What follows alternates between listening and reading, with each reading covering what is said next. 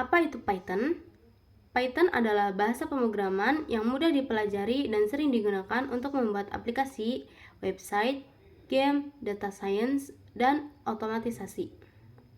Ada beberapa kelebihan Python, diantaranya sintaksnya sederhana, mudah dipelajari pemula, banyak digunakan di dunia kerja, dan bisa digunakan di berbagai bidang. Selanjutnya, saya akan menjelaskan apa itu percabangan. Apa itu percabangan?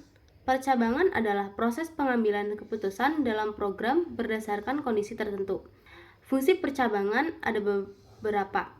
Di antaranya menentukan aksi berdasarkan kondisi, membuat program lebih interaktif, dan mengatur alur program. Struktur percabangan dibagi menjadi 3, yakni if else, dan if-else. Struktur percabangan if. Percabangan if digunakan jika hanya ada satu kondisi. Sintaksnya sebagai berikut. Penjelasannya, jika nilai lebih dari atau sama dengan 75, maka program menampilkan tulisan lulus. Dan ini flowchart if. Percabangan struktur if-else. Percabangan ini digunakan ketika terdapat dua pilihan kondisi. Sintaksnya sebagai berikut. Penjelasannya, jika umur 17 tahun atau lebih, maka boleh membuat SIM. Jika tidak, maka belum boleh. Dan berikut ini flowchart if-else-nya. Percabangan struktur if-else digunakan jika kondisi lebih dari dua pilihan. Sintaksnya sebagai berikut. Penjelasannya, jika nilai lebih dari 90, maka grade-nya A. Jika nilai lebih dari 75, maka grade-nya B. Selain itu, grade-nya C. Dan berikut ini flowchart if-else-nya. Selanjutnya adalah materi perulangan. Apa itu perulangan?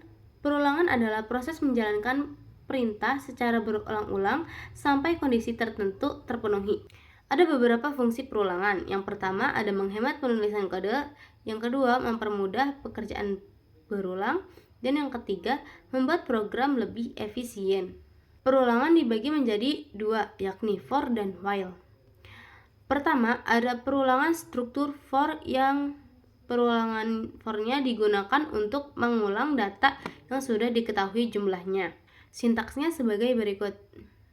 Hasilnya adalah angka dari 1 sampai 5. Dan berikut ini adalah flowchart-nya.